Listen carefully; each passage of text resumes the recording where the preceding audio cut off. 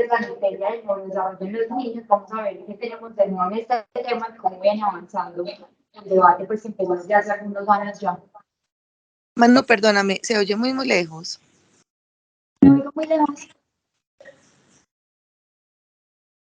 Ya.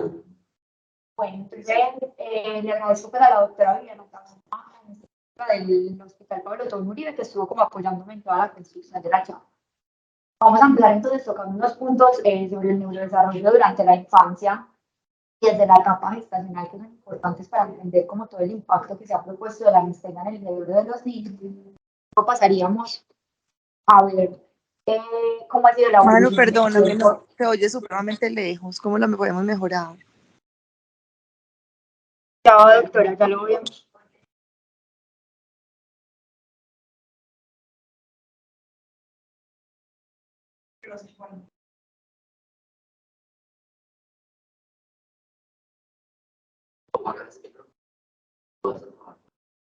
Voy a trabajar con el otro.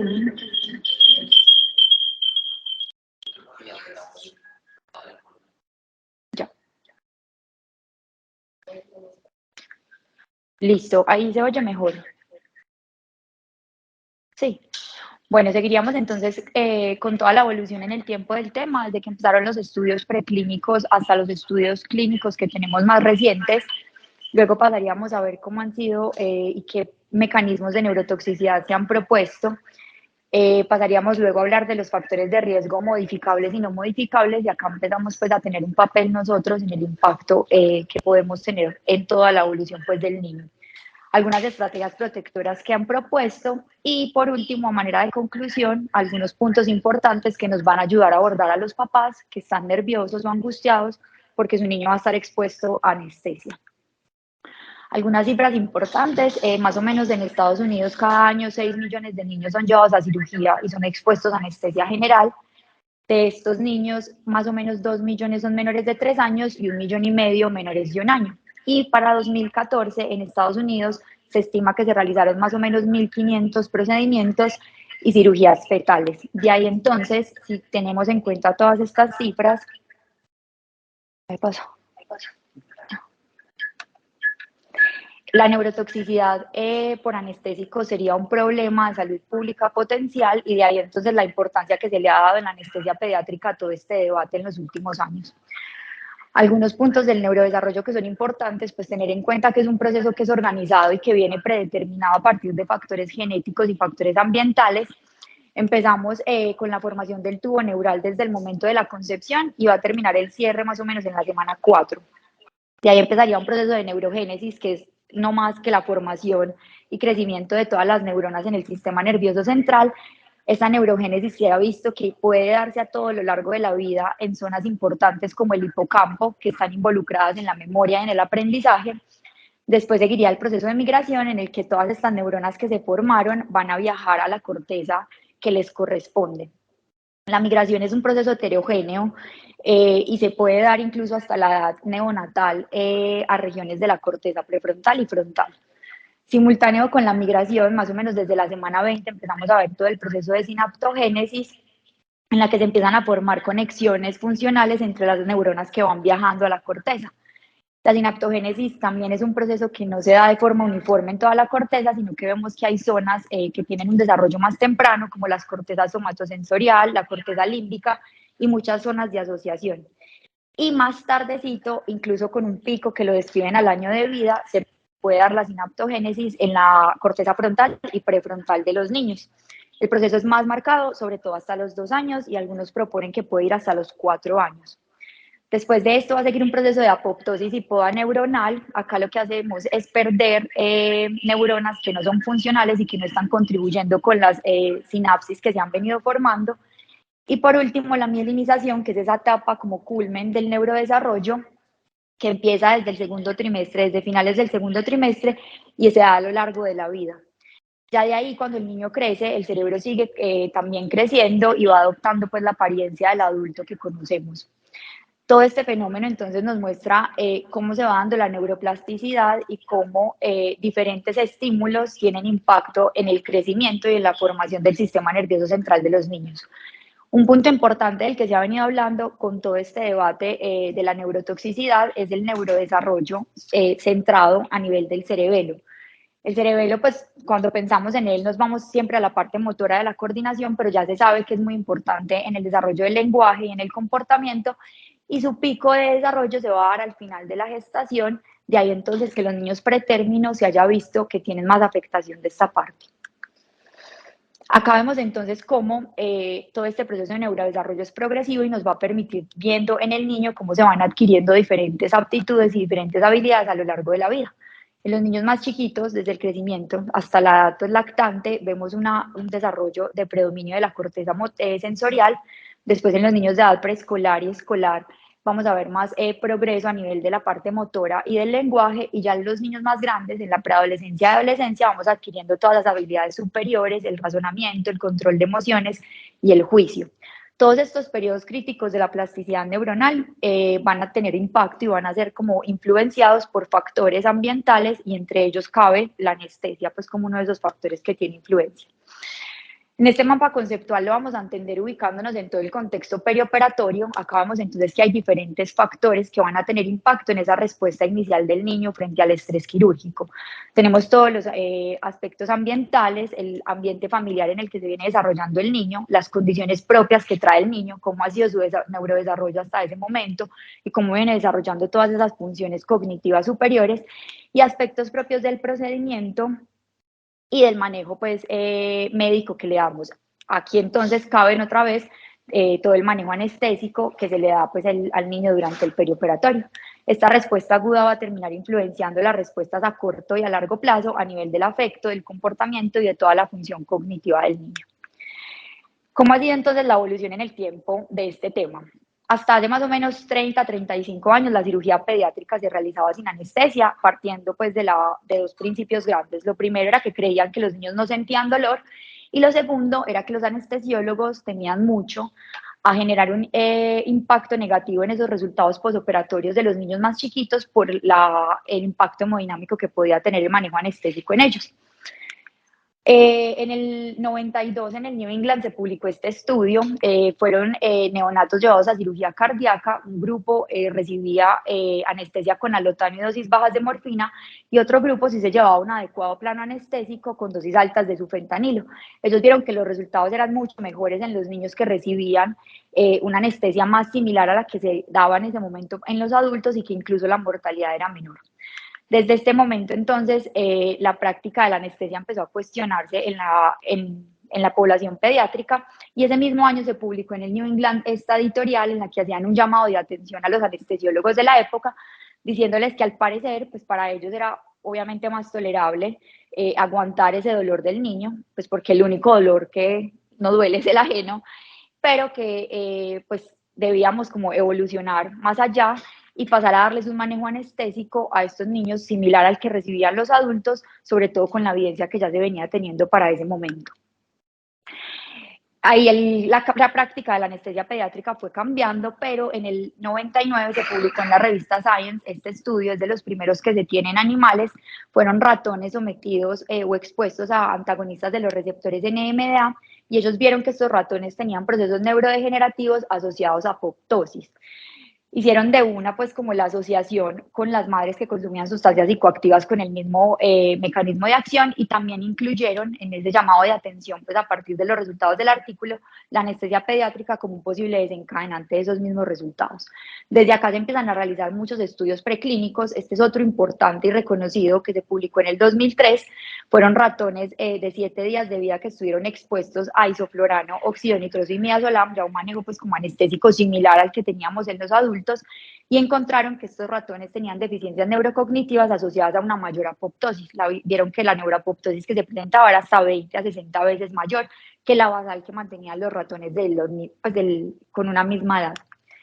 Desde ahí, muchísimos estudios que tenemos en animales, más que todo en ratones y en micos, y todos han llegado a la misma conclusión de que definitivamente la anestesia general en estos animales genera alteraciones en la apoptosis, alteraciones en la sinaptogénesis y termina alterando la plasticidad neuronal. Esto clínicamente lo han visto como alteraciones en el aprendizaje, en la capacidad ejecutiva de los animales, en la motivación, y han visto que puede alterar incluso el comportamiento emocional, son animales más reactivos y más ansiosos. Han logrado identificar a partir de estos estudios diferentes factores que influyen en la toxicidad en estos animales. Lo primero es el momento de exposición. Son más vulnerables los animales que son expuestos durante la sinaptogénesis, que en los ratones y en los micos se da más o menos el pico a la segunda semana. La dosis de exposición también es importante. A mayor dosis acumulada, mayor va a ser la toxicidad. Y la duración y la frecuencia de exposición también tienen un papel. Mientras más prolongadas y más repetidas sean las exposiciones, mayor va a ser la afectación del sistema nervioso central. Sin embargo, hasta ahora no hay un umbral claro por debajo del cual no se presente toxicidad. Ningún estudio animal a la fecha nos ha dicho que determinado tiempo de exposición es seguro para los animales. Vieron también asociación con el tipo de anestésico al que estaban expuestos los animales. Se vio mayor neurotoxicidad con los agonistas GABA y con los antagonistas NMDA, y nos empezaron a dar luces sobre algunos medicamentos que tenían efecto neuroprotector importantes acá, el xenón y la dexmedetomidina, que empezaron a tener evidencia en los animales.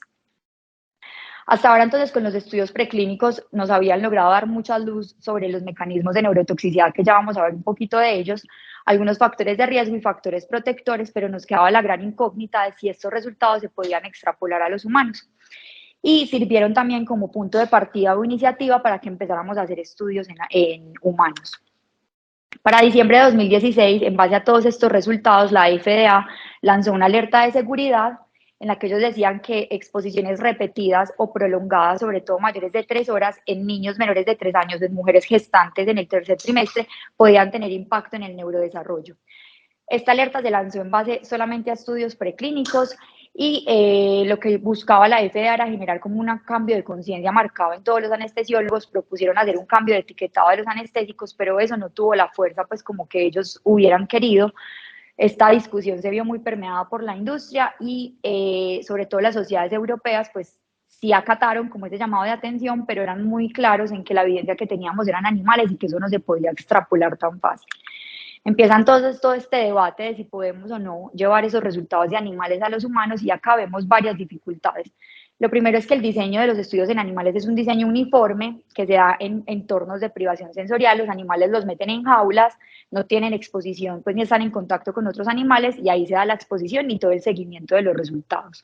Eso no es lo que pasa con los niños. Los niños en todo el perioperatorio están expuestos a un montón de estímulos y el niño sigue teniendo contacto social. Las etapas del neurodesarrollo definitivamente son muy distintas. En los animales la sinaptogénesis tiene pico más o menos a las 2 semanas, mientras que en los niños puede llegar hasta los 4 años. Las habilidades neurológicas superiores como el lenguaje, el desempeño académico y la inteligencia no son evaluables en los animales. Y por último, el contexto de exposición es muy distinto. El animal que se exponía en estos estudios era un animal sano, le daban la anestesia y no lo llevaban a cirugía, mientras que el niño generalmente es un niño enfermo que necesita la cirugía dentro de su proceso terapéutico. Después entonces empezamos a tener todos los estudios clínicos. Hay estudios tan viejitos como este, que es desde el 53. Acá se vio una asociación entre cambios de personalidad y niños expuestos a anestesia. Y de ahí entonces empezamos a tener muchísimos estudios en humanos, perdón.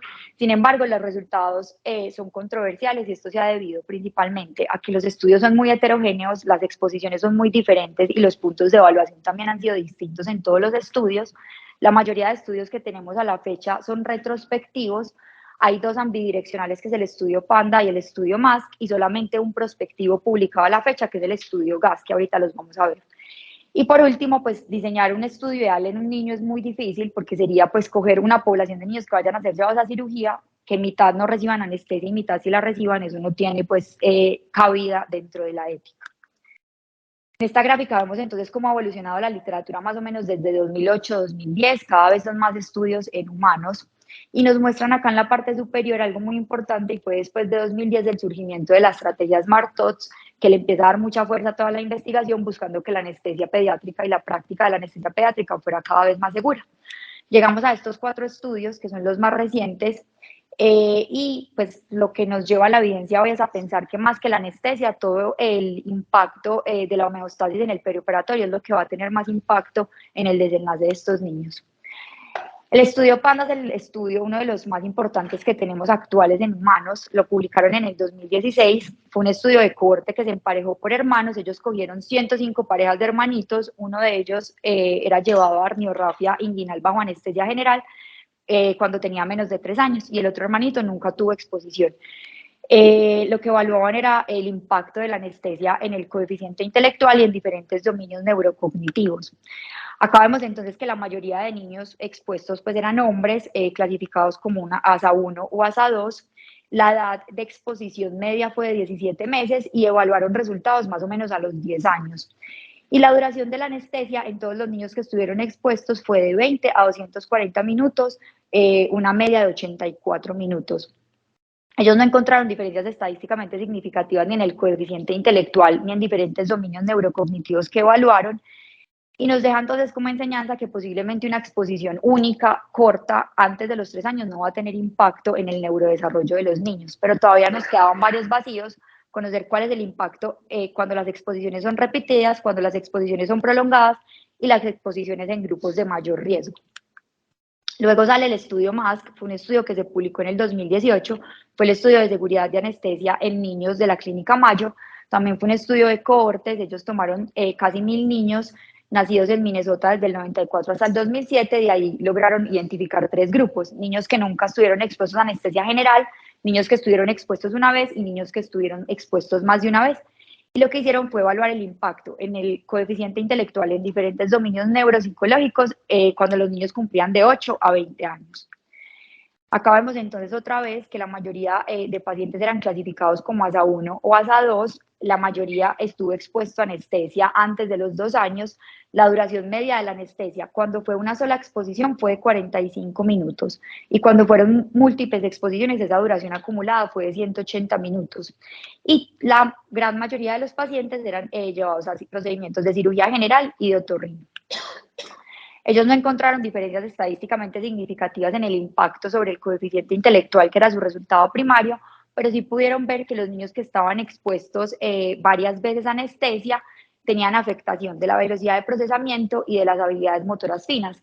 Y también reconocieron que los padres de esos niños expuestos varias veces referían más problemas en la lectura, en el comportamiento y en la función ejecutiva de los niños.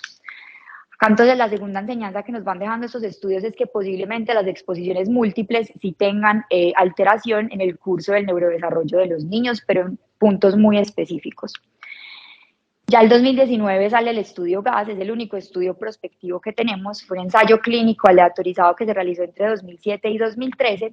Ellos tomaron 700 niños menores de 60 semanas de edad postconcepcional que eran llevados a arniorrafia inguinal. Mitad de los niños se llevaron a cirugía bajo anestesia general con sevoflurano y la otra mitad anestesia regional con bupivacaína. Buscaron evaluar también el impacto en el coeficiente intelectual y en diferentes dominios neurocognitivos. Acá vemos que otra vez la mayoría de niños eran hombres y la duración media de la exposición a sevoflurano en los niños que fueron llevados a anestesia general fue de 54 minutos. No lograron encontrar diferencias significativas ni en el resultado primario ni en el resultado secundario. Nos confirma otra vez entonces que la exposición única, corta, sobre todo menor de 1 hora y en menores de 3 años, posiblemente no tenga impacto en el neurodesarrollo y esto es algo positivo porque es el contexto en el que se dan la mayoría de exposiciones en los niños. Son niños sanos, generalmente llevados a procedimientos cortos de cirugía general y de otorrino. La exposición múltiple, como nos mostró el estudio MASC, posiblemente sí tenga impacto y acá tendríamos sobre todo los niños más pequeños con anomalías congénitas que necesitan varias exposiciones a anestesia para hacer esa corrección y son niños pues que de base tienen más comorbilidades. El estudio TREX es un estudio que está en curso, empezó la recolección de los datos en agosto de 2017, se supone que finalizó en julio de este año, pero todavía no tenemos resultados publicados. Fue también un ensayo clínico aleatorizado, cogieron 450 niños menores de 2 años que iban a ser llevados a cirugías que duraran más de 2 horas. Se dividieron los niños en 2 grupos, un grupo iba a recibir anestesia general solamente con sevoflurano a dosis más altas y el otro grupo iban a balancearlo con sevoflurano, dexmedetomidina y remifentanilo. Lo que buscan evaluar es el impacto en el coeficiente intelectual a los 3 años y el impacto en diferentes dominios del neurodesarrollo a los 3 años también. Y también pues ver qué efectos a nivel hemodinámico en el control del dolor y en la recuperación de estos niños va a tener. Posiblemente los resultados de este estudio vayan a ser muy valiosos porque nos va a contar qué impacto tiene la exposición prolongada, sobre todo mayor de 2 horas, y nos va a dar luces sobre si esa neurotoxicidad asociada a los inhalados es o no dosis dependiente. Pasando ahora a los mecanismos de neurotoxicidad, pues este cuadro, solamente para que veamos lo complejo que es la interacción de diferentes factores para que se presenten cambios funcionales en el comportamiento y a nivel estructural del sistema nervioso central. El primer mecanismo que ha tenido más fuerza es el aumento de la apoptosis gracias a diferentes anestésicos, sobre todo los agentes inhalados y el propofol. Estos dos medicamentos nos pueden generar activación tanto de las vías de apoptosis intracelulares y extracelulares, todas confluyen pues en la activación de las caspadas y en la muerte celular acelerada. Con los agentes inhalados del propofol y la ketamina también se ha visto una afectación de todo ese desarrollo neurotrófico del sistema nervioso central.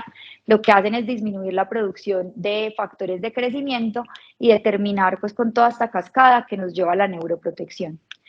Un punto importante es el impacto que tienen los receptores en el desarrollo cerebral. Los receptores GABA, como sabemos en el adulto, tienen un efecto inhibitorio, pero en los niños, más o menos hasta el primer año de vida, tienen un efecto excitatorio que tiene una razón de ser, y es que va a ayudar a todo el proceso de sinaptogénesis. Sin embargo, cuando exponemos a los niños a agonistas de los receptores GABA, sobre todo GABA, y a la exposición a citoquinas proinflamatorias, la actividad de estos receptores va a aumentar y vamos a terminar llegando a un extremo pues, que es no deseado, con aumento de la actividad epileptogénica y con mayor apoptosis. Con los receptores de NMDA pasa algo similar, ellos tienen un papel fundamental en el proceso normal de neurodesarrollo, van a promover la plasticidad sináptica y la formación de la memoria, pero cuando los exponemos a antagonistas, como la ketamina y el óxido nitroso, hay mayor sobreexpresión de receptores y terminamos también llegando a procesos de excitotoxicidad. Otros mecanismos que se han propuesto, no con tanta fuerza, pero que sí están descritos, es una alteración en la neurogénesis gracias al propofol y a la neuroinflamación que se presenta durante todo el periodo perioperatorio, alteración de la homeostasis, sobre todo del calcio, sobre todo por los agentes inhalados, que van a hacer que se libere calcio del retículo sarcoplásmico y que haya una mayor entrada de calcio, y esto se traduce en apoptosis. También pueden generar alteración en el RNA mensajero y alteración de la función y la estructura mitocondrial, que termina llevando pues a muerte celular gracias a especies reactivas de oxígeno. Ya entonces dentro de los factores de riesgo, vuelvo a este mapa que nos muestra cómo hay un montón de cosas que terminan influenciando esos cambios en el neurodesarrollo. Nos vamos a centrar sobre todo en algunos niños o alguna población que de entrada es población de riesgo, y en los factores que podríamos modificar nosotros o pues el grupo quirúrgico en general. Dentro de la población pediátrica de riesgo se han descrito los neonatos como niños más vulnerables, incluso los llevan hasta los niños menores de 60 semanas de edad postconcepcional, y esto por lo que vemos en la gráfica. La exposición se daría en este periodo, que es donde confluyen diferentes procesos del neurodesarrollo que vimos. Parte de la neurogénesis, la sinaptogénesis, la migración, la poda neuronal se van a estar dando ese primer mes de vida todavía. Además, estos niños, cuando necesitan ser llevados a cirugía, generalmente la exposición se da en el contexto de una alteración genética, que generalmente son graves. Las exposiciones que necesitan son prolongadas porque son cirugías complejas, no es una sola cirugía, sino que normalmente necesitan más de una cirugía, y tenemos pacientes con mecanismos pues, de defensa que son inmaduros. Los prematuros y exprematuros también son una población muy especial. Estos pacientes, digamos que se pierden de los beneficios del desarrollo intrauterino del tercer trimestre, entonces vamos a ver que se ven alterados la formación de circuitos talamocorticales, todo el desarrollo de la corteza somatosensorial que se da sobre todo al final de la gestación. Hay alteración en la formación y maduración de oligodendrocitos que son fundamentales para la mielinización, y se pierden puntos importantes del desarrollo del cerebelo. Además, gracias pues a que les falta todo ese último periodo de la gestación, tienen menor concentración de hormonas neuroprotectoras. Aquí importantes el estrógeno, la progesterona y la oxitocina. Van a tener plexos coroideos inmaduros que les aumentan el riesgo de hemorragia intraventricular. También todo el sistema arterial cerebral está inmaduro, y de ahí el riesgo de leucomalacia. Tienen células gliales que son más sensibles al exceso oxidativo y comorbilidades que es muy frecuente encontrarlas, como la enterocolitis necrotizante. Son niños que tienen más riesgo de infecciones, y todo eso nos promueve un estado inflamatorio sistémico. Los neonatos con enfermedad cardíaca congénita compleja y bajo peso al nacer también se ha visto que tienen mayor riesgo, sobre todo por alteraciones en los mecanismos de autorregulación del flujo sanguíneo cerebral. Pacientes con alteraciones neurológicas también van a tener mayor riesgo de alteración en el neurodesarrollo. La patología de base que nos obliga a llevar a ese paciente a cirugía sin duda aumenta los riesgos, pero hay un punto acá muy importante, sobre todo pues el ejemplo típico en el niño es el ejemplo de SAOS. El SAOS en los niños generalmente se asocia a hipertrofia de amígdalas y la cirugía ahí sin duda va a ser antes un factor protector para corregir todos los defectos y todas las alteraciones que nos genera el SAOS como tal. Y por último, la mala condición socioeconómica también se ha visto que tiene un impacto en el desarrollo de los niños. La exposición fetal es un tema pues muy retador. Acá tenemos que mantener no solo la estabilidad de la mamá, sino también la estabilidad del niño, mantener un flujo placentario y un montón de factores que están jugando pues digamos que en contra pues de nosotros. Estos bebés tienen una barrera hematoencefálica mucho más inmadura que el niño que ya pues está término y que nació, y ahí entonces que los anestésicos alcancen más fácil el sistema nervioso central, son más sensibles a todas las influencias ambientales y generalmente esos procedimientos son complejos, son procedimientos que requieren exposiciones prolongadas a anestésicos y muchas veces a dosis mayores porque tenemos que lograr la quiesencia del útero y tener un adecuado plano para la mamá y para el bebé. Este fue un estudio reciente, es del 2021, en el que se miró cuál era el impacto que tenía la exposición a anestesia durante el periodo fetal y encontraron que sí habían alteraciones en algunos dominios del neurodesarrollo y el tamaño del efecto con una única exposición fetal era similar al tamaño del efecto que se tenían con varias exposiciones en la edad postnatal. Pasando ahora a los factores de riesgo modificables, entonces tenemos 3 puntos grandes que nos pueden contribuir con la alteración en el neurodesarrollo. Lo primero es la alteración en la perfusión cerebral, que va a estar dada por el control que hagamos de presión arterial, presión intracerebral y control de CO2. Lo segundo es la insuficiencia metabólica celular, que acá juega pues todo el desbalance entre oferta y demanda de oxígeno y glucosa. Y por último, la producción de mediadores tóxicos, que se puede dar tanto por hiperoxia como por hipoxia e isquemia. Empecemos entonces con la posición. Se ha visto que posiciones extremas de la cabeza, en rotación o en flexión lateral y la posición de Trendelenburg van a disminuir el retorno venoso y esto va a aumentar la presión intracraneana. Igual ocurre cuando tenemos cualquier factor que nos esté aumentando la presión intratorácica del niño. Se ha propuesto que la posición ideal para mantener la cabeza es en línea media y tratar de mantener la cabecera elevada a 30 grados si es posible. Con el CO2, acá vemos entonces la curva de flujo sanguíneo cerebral, sabemos entonces que la hipercapnia se va a asociar a vasodilatación de los vasos sanguíneos cerebrales y aumento del flujo sanguíneo cerebral, que cuando es exagerada puede terminar en aumento de la presión intracraneana, y del otro lado tendríamos el escenario contrario de hipocapnia, que terminaría llevándonos también en casos exagerados a hipoxia e isquemia. Lo ideal es mantener una presión arterial de CO2 entre 35 y 45 milímetros de mercurio. Únicamente en los pacientes con hernia diafragmática congénita se ha visto que puede haber un beneficio manteniendo una hipercapnia leve permisiva entre 45 a 55 milímetros de mercurio. De resto, se favorece pues desde mantener la normocapnia.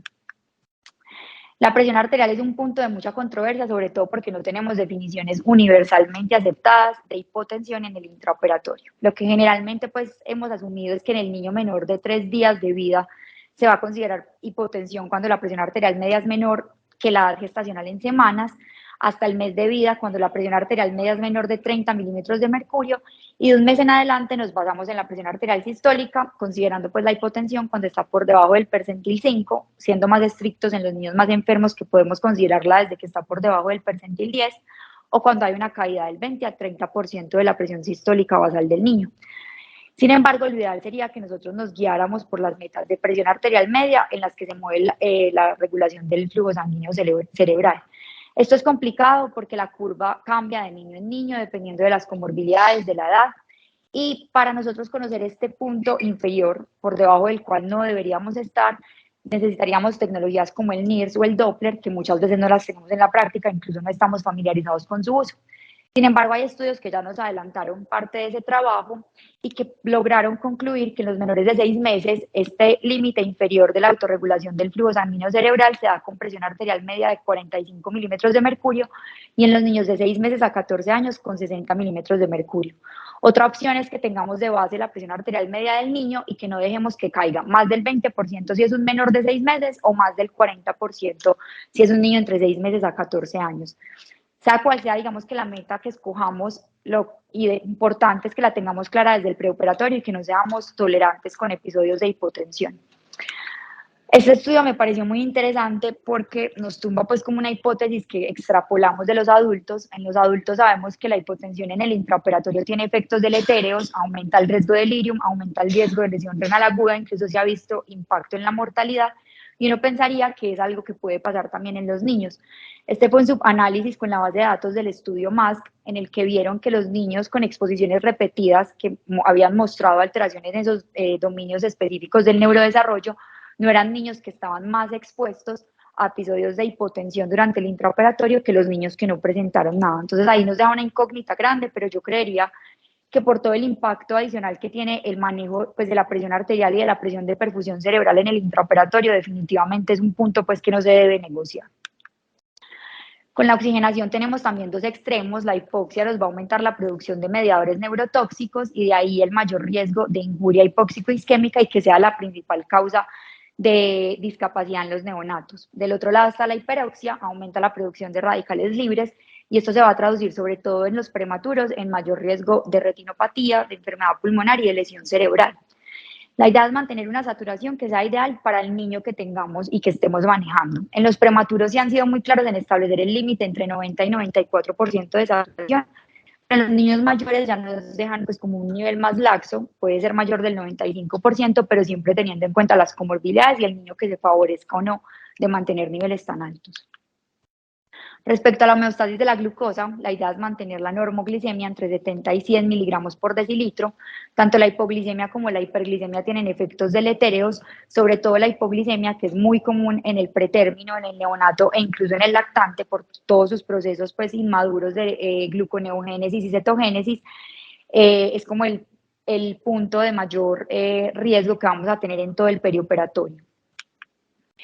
Y la temperatura, que muchas veces la olvidamos, tanto la hipotermia como la hipotermia van a tener impacto negativo en el neurodesarrollo. Los niños van a tener alto riesgo de hipotermia, sobre todo en los traslados. La idea sería mantener la sala a una temperatura de 29 grados centígrados, eso es imposible, pero entonces tenemos que utilizar otras estrategias, administrar líquidos tibios, mantener manta térmica en estos niños, colchones ojalá precalentados, y para el traslado de los niños desde el quirófano hacia la UCI neonatal, tratar de que sean incubadora, porque es muy frecuente que el niño llegue, pues lo reciban hipotérmico en la UCI neonatal con traslados cortos. Pasando ahora a las estrategias protectoras, pues esta tabla se ve muy densa, pero se las resumo en estos puntos de acá. Ya vamos a pasar a profundizar en algunos importantes. Lo primero sería minimizar la exposición a esos agentes anestésicos que nos han mostrado los estudios en animales que podrían tener efectos deletéreos. Y acá entonces empieza a tomar mucha fuerza el uso del xenón y de la dexmedetomidina como unas estrategias para balancear la anestesia general en los niños. Otra opción es el uso de agentes que se han visto que tienen efectos neuroprotectores. Tal vez para nosotros en el ambiente perioperatorio lo más útil que tengamos sea el xenón y la dexmedetomidina que tienen efecto antioxidante y antiapoptótico, pero hay otros medicamentos de los que podrían pues como tomar ventaja, sobre todo por ejemplo en la UCI neonatal o los pediatras, como la melatonina, la vitamina C, la carnitina y la eritropoyetina, que se ha visto que pueden tener un efecto neuroprotector importante. Los opioides los traigo con interrogante porque no se han visto asociados en todos estos procesos de neurotoxicidad típicos con como los inhalados del propofol, la ketamina, pero tampoco hasta ahora tenemos nada que nos demuestre que tienen solitos un efecto neuroprotector. El xenón es un anestésico que tenemos desde hace muchos años, desde los años 30 está disponible, pero solamente para el 2007-2008 se aprobó el uso clínico en Europa. Es un medicamento que tiene un muy buen perfil cardiovascular y ya se ha venido demostrando que podría tener algún impacto positivo en el neurodesarrollo, sobre todo al permitirnos ahorrar inhalados. Este fue un estudio de 2018 de pacientes de niños llevados a cirugía cardíaca. Ellos le aleatorizaron un grupo para que recibiera xenón y sevoflurano y el otro grupo para que recibiera sevoflurano. Encontraron que claramente pues, los requerimientos de agente inhalado eran menores, eran niños que se mantenían más estables en el intraoperatorio, lograban mantener estable la perfusión cerebral y el funcionamiento cerebral, tenían una recuperación más rápida, pero no lograron ver un impacto como tal en el neurodesarrollo en un seguimiento que hicieron a un año. Sin embargo, pues son estudios nuevos y posiblemente estudios pues que vayamos realizando adicionales nos van a ir dando más luces sobre el beneficio del xenón. La dexmedetomidina pues sí tiene claramente un efecto neuroprotector ya conocido y establecido, sobre todo por aumentar la expresión de factores de crecimiento a nivel cerebral. Y pues otro punto importante es que nos permite disminuir el uso de agentes inhalados. El efecto con la dexmedetomidina, muy importante, es que es dosis dependiente. A dosis bajas, hasta 1 microgramo por kilo, tiene efecto neuroprotector, pero si nos subimos a dosis mayores iguales a 5 microgramos por kilo, podríamos llegar al otro lado y promover la apoptosis. Esta es una tablita que nos muestra la evidencia, pues nos resume la evidencia que hay en animales. En estos estudios, casi 10 estudios, no lograron ver en la mayoría efecto de neuroapoptosis con la dexmedetomidina y por el contrario sí vieron que los efectos deleterios asociados a un segundo agente anestésico eran menores. Ya para ir terminando, entonces, este es un esquema de protección frente a la neurotoxicidad que se ha propuesto en la literatura. Ellos nos hablan de 3 barreras para ir en contra de la toxicidad por anestesia. Lo primero entonces es que nos planteemos riesgos y beneficios tanto de realizar como de aplazar el procedimiento. Acá muy importante reconocer que muchas veces la cirugía nos va a terminar mitigando los riesgos asociados a la comorbilidad de base que trae el paciente y en ese punto la anestesia, más que ser un factor dañino para el neurodesarrollo del niño, termina siendo un factor neuroprotector frente a todo el estrés quirúrgico de realizar, por ejemplo, una cirugía sin anestesia y sin un adecuado manejo analgésico. La segunda barrera que tenemos es que brindemos la mejor anestesia posible y eso definitivamente está en nuestras manos. Lo primero es tener un adecuado conocimiento y una adecuada teoría de todo el manejo perioperatorio del paciente pediátrico y desarrollar aptitudes que se logran pues en la práctica y con estrategias de simulación. Tratar de estandarizar los procesos, sobre todo en estos pacientes más chiquiticos, las diluciones y todo el proceso de atención. Sí o sí el personal lo tiene que tener claro e introyectado. Que la transferencia sea segura entre unidades cuando entreguemos un paciente en la UCI neonatal o en la UCI pediátrica, contar bien el paciente, hacer pues todo lo que pasó en el intraoperatorio, que eso posiblemente sea muy útil para el manejo siguiente del paciente. Las listas de chequeo van a ser pues un aliado importantísimo en el manejo de todos los pacientes, sobre todo en el manejo del paciente pediátrico. El uso seguro de medicamentos también de gran importancia en los pacientes más chiquitos. Y un análisis y realizar análisis de informes de los eventos críticos siempre va a ser una estrategia pues de aprendizaje muy valiosa para todo el personal. La estrategia de SafeTouch también nos trae pues elementos importantes, se resumen pues en lo que ya veníamos viendo, las 10 Ns que nos invitan a mantener en estos pacientes todo normal, mantenerlos sin dolor, mantenerlos sin delirium, sin miedo, y sin disconfort en el perioperatorio. Y por último, la tercera barrera que proponen es hacer una adecuada estimulación durante el posoperatorio.